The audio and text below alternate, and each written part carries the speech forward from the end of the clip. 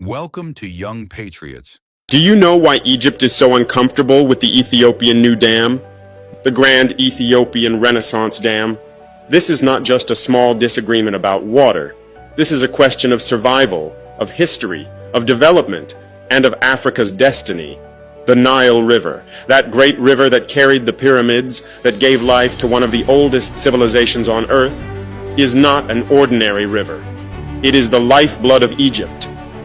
For thousands of years, Egyptians have depended on it for their farms, their food, and their very survival in the desert. Without the Nile, there is no Egypt. That is the reality. And this is why when some people claim Egypt is not Africa, I just laugh. But here is what many people do not know. The Nile has two main sources.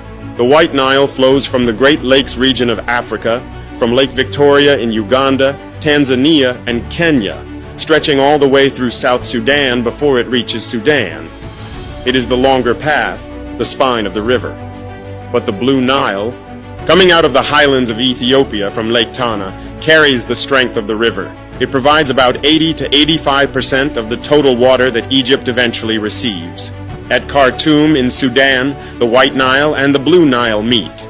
From there, they flow north as one mighty river through Egypt into the Mediterranean Sea. So while Uganda and the Great Lakes give the Nile its length, it is Ethiopia that gives the Nile its power. And this is where the heart of the matter lies. For decades, treaties written under colonialism gave Egypt and Sudan control over the river, while Ethiopia was denied the right to use the very water that originates from its mountains. This was injustice written on paper by foreign hands. And now, Ethiopia has said, enough. It is time to use our own resources, to lift our people from poverty, to stand with dignity. This is why in 2011 Ethiopia began to build the Grand Ethiopian Renaissance Dam, a project so huge that it can hold more than 74 billion cubic meters of water, a dam so powerful that it can generate over 6,000 megawatts of electricity, making it the largest hydropower project in all of Africa. Do you understand what this means? Ethiopia can give electricity to more than 120 million of its people, many of whom still live in darkness. Beyond that, Ethiopia can export electricity to neighbors, to Sudan, to Djibouti, to Kenya, and maybe one day to light up the whole of East Africa. This is not just a dam. It is a symbol of African ambition. But while Ethiopia celebrates, Egypt trembles. Why? Because when Ethiopia begins filling this dam, less water flows downstream.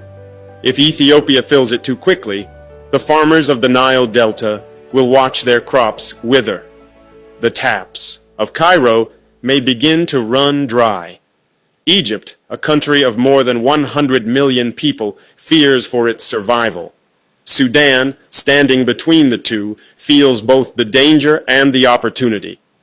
On one hand, the dam could protect it from floods and give it access to cheap electricity. On the other hand, if Ethiopia controls the flow without cooperation, Sudanese farmers will suffer too. So you see, my brothers and sisters, this is why the issue is so tense. It is not because the Nile is short. It is long, yes, stretching from Uganda all the way to the sea.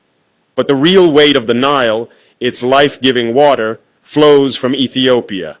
And whoever controls the Blue Nile holds great power. Yet I say this as a son of Africa. Africa's biggest dam must never be a source of African conflict. It must be a source of African pride. We must not allow the Nile, a gift of God to this continent, to be turned into a weapon of division. It should be the bridge that unites us. Affluent du fleuve Mohone sur l'axe Carrefour-Poura. Ces images datent de 2023 en pleine saison pluvieuse. Le voyage de ces hommes et femmes sur cette route régionale numéro 11 s'arrête ici. Le pont construit au-dessus de cette rivière est totalement submergé. La pirogue est le seul moyen pour passer d'une rive à une autre. Pour espérer atteindre Poura ou Fara, les voyageurs doivent embarquer dans ces pirogues en dépit de tous les dangers. De l'autre côté de la rive, les véhicules attendent pour continuer le voyage. Ah, voilà, moi c'est 500, la moto fait 2000 francs. On a traversé dans l'eau là. Ça vaut à peu près de 2 semaines comme ça. Moi-même je suis passé, ça va 3 fois aujourd'hui. Dans 2 semaines là. Il n'y a pas de route. Les passagers sont obligés d'emprunter nos pirogues. Nous appelons l'État à l'aide. Un cri de cœur entendu. Le gouvernement engage les travaux de construction de cet ouvrage de franchissement en 2023. La mission est confiée à l'entreprise COGEB pour une durée de 24 mois hors saison des pluies. Sur le chantier ce 12 septembre, des machines vont visser.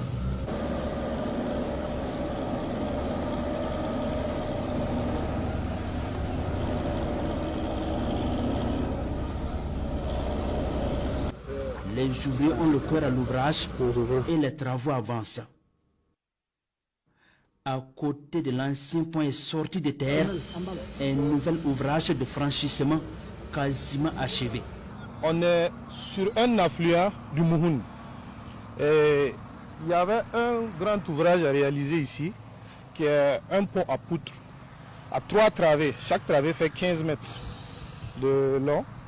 Et ici, vu l'ampleur de la réalisation de ce pont-là, il fallait faire des rampes d'accès de plus d'1 kilomètre. Ça veut dire 500 mètres de part et d'autre du pont pour pouvoir accéder au pont. Ce qui explique le fait qu'on a coupé, voilà, c'est 1 kilomètre à peu près, 500 mètres de part et d'autre. Aujourd'hui, les usagers de cette route, Foura Carrefour, Poura, Fara et Kolenka, roulent sans souci, même si les travaux au niveau de cette infrastructure ne sont pas totalement achevés. Un ouf de soulagement. Aujourd'hui, nous pouvons circuler sans souci. C'est très bien.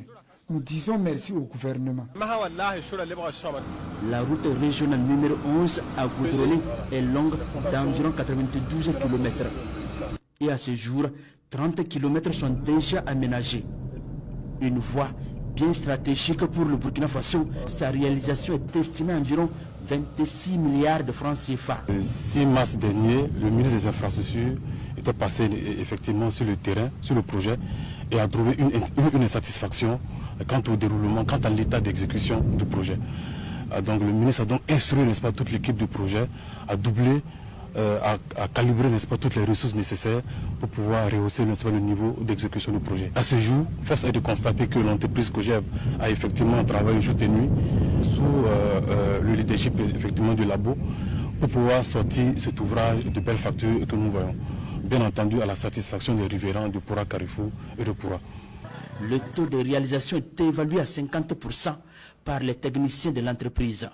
Le ministère des Infrastructures déploie tous les moyens pour que l'ouvrage soit de bonne qualité et soit livré à la bonne date.